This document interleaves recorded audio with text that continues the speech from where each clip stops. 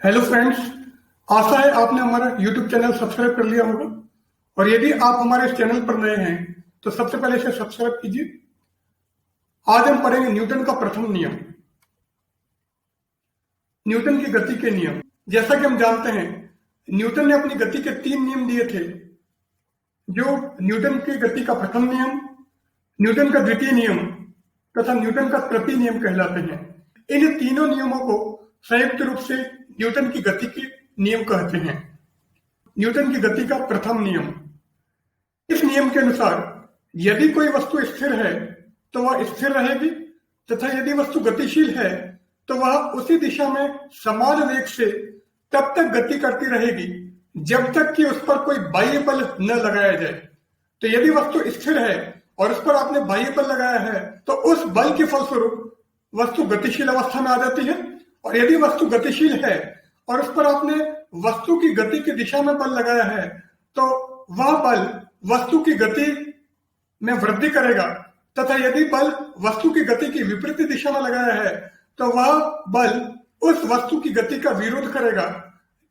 इस प्रकार वह बल या तो उस वस्तु की गति को कम करेगा या उसे रोक देगा या फिर उसकी दिशा को परिवर्तित कर सकता है। यह नियम बल की गुणात्मक परिभाषा प्रदान करता है। इस नियम के अनुसार बल वह बाह्य कारक है जो वस्तु की गति की अवस्था में या तो परिवर्तन करने का प्रयास करता है या वास्तव में परिवर्तन करता है। अब उदाहरण के लिए हमने एक गाड़ी ली है, उस गाड़ी के ऊपर हमने एक सिक्का रखा है। अब यदि इस गाड़ी को आगे की ओर खींचा जाता है या आगे की ओर बल लगाया जाता है तो गाड़ी आगे की ओर गतिशील हो जाती है, परंतु इसकी सतह पर रखा हुआ सिक्का उसी अवस्था में बने रहना चाहता है, फलस्वरूप वह नीचे की ओर गिर जाता है। यह नियम जड़त्व की अवधारणा भी प्रदान करता है, तथा चूंकि जड़त्व की अवधारणा सर्वप्रथम गैलीलियो ने दी थी, इसीलिए यह नियम गैलीलियो का जड़त्व का नियम भी कहलाता है। जड़त्व वस्तु का वह गुण है जिसके कारण वस्तु अपनी स्थिति में परिवर्तन का विरोध करती है। अर्थात वस्तु यदि स्थिर है तो वह स्थिर अवस्था में रहना चाहती है, और यदि वस्तु गतिशील है तो वह उसी वेग से उसी दिशा में गतिशील रहना चाहती है। जड़त्व द्रव्यमान के समानुपाती होता है, अर्थात जितना वस्तु का द्रव्यमान अधिक होगा वस्तु का जड़त्व भी उतना ही अधिक होगा। कहने का तात्पर्य यह है कि साइकिल का द्रव्यमान ट्रक के द्रव्यमान की तुलना में कम होता है, इसलिए साइकिल को गति प्रदान करने के लिए हमको कम बल की आवश्यकता होगी, जबकि ट्रक को गति प्रदान करने के लिए अधिक बल की आवश्यकता होगी। अर्थात साइकिल का जड़त्व ट्रक के जड़त्व की तुलना में कम होगा। जड़त्व के प्रकार, जड़त्व 3 प्रकार के होते हैं: स्थिर अवस्था का जड़त्व, गतिशील अवस्था का जड़त्व तथा दिशा का जड़त्व। स्थिर अवस्था का जड़त्व, यह वस्तु का वह गुण है जिसके कारण वस्तु स्वयं अपनी स्थिर अवस्था में परिवर्तन करने में असमर्थ होती है। अर्थात वस्तु यदि किसी एक स्थान पर है तो वह अनंत समय तक उसी स्थान पर बने रहना चाहती है। उदाहरण के लिए, बस में खड़ा एक व्यक्ति जैसे ही बस अचानक चलना प्रारंभ करती है तो पीछे की ओर गिरता है। क्योंकि व्यक्ति बस में खड़ा है तो उसके पैर बस के संपर्क में है। अब चूंकि बस आगे की ओर बढ़ने लगती है तो उसके पैर बस के साथ आगे की ओर बढ़ते हैं, जबकि उसका ऊपरी भाग स्थिर अवस्था में रहना चाहता है। फलस्वरूप वह बस की गति की विपरीत दिशा में नीचे की ओर गिरने लगता है या उसे पीछे की ओर धक्का लगता है। जब किसी कंबल को डंडे से पीटते हैं तो इसमें स्थित धूल के कण नीचे गिरने लगते हैं। अब चूंकि धूल के कण कंबल में स्थित हैं, अब जैसे ही कंबल को पीटा जाता है तो कंबल अपनी स्थिति परिवर्तित कर देता है, जबकि उसमें स्थित धूल के कण उसी अवस्था में रहना चाहते हैं। फलस्वरूप वह नीचे की ओर गिरने लगते हैं। यह ठीक उसी प्रकार है जैसा कि हमने गाड़ी तथा सिक्के का उदाहरण दिया था। गतिशील अवस्था का जड़त्व, यह वस्तु का वह गुण है जिसके कारण वस्तु स्वयं अपनी गतिशील अवस्था में परिवर्तन करने में असमर्थ होती है।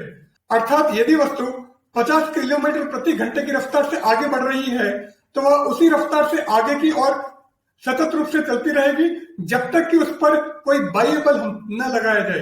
बाह्य बल के फलस्वरूप या तो वस्तु की गति में वृद्धि हो सकती है, वस्तु की गति कम हो सकती है, वस्तु रुक सकती है या वस्तु की दिशा परिवर्तित हो सकती है, परंतु इसके लिए बाह्य बल की आवश्यकता होगी।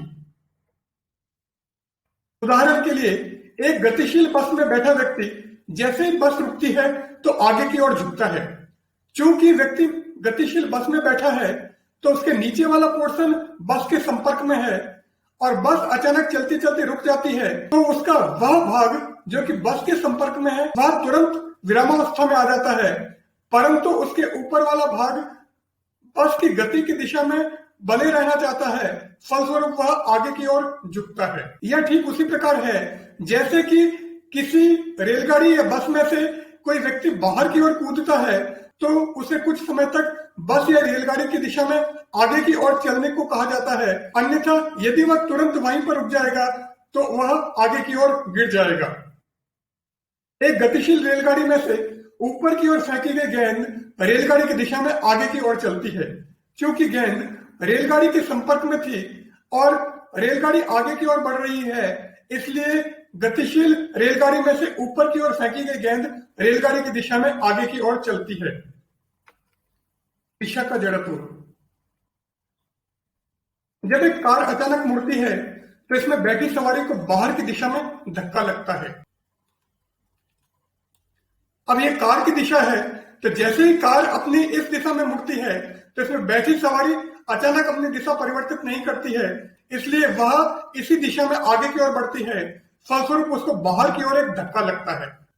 इस प्रकार जब एक कार अचानक मुड़ती है तो इसमें बैठी सवारी को बाहर की दिशा में धक्का लगता है।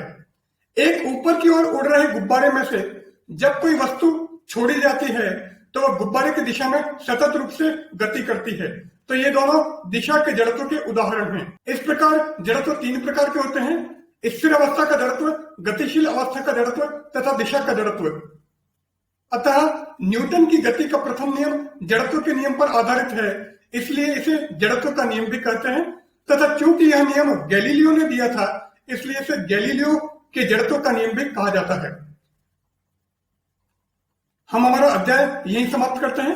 आशा है आपको ये पसंद आया होगा, इसलिए यदि आपने अभी तक हमारा चैनल सब्सक्राइब नहीं किया है तो इसे सबसे पहले सब्सक्राइब कीजिए और इसे लाइक और शेयर जरूर कीजिए। धन्यवाद।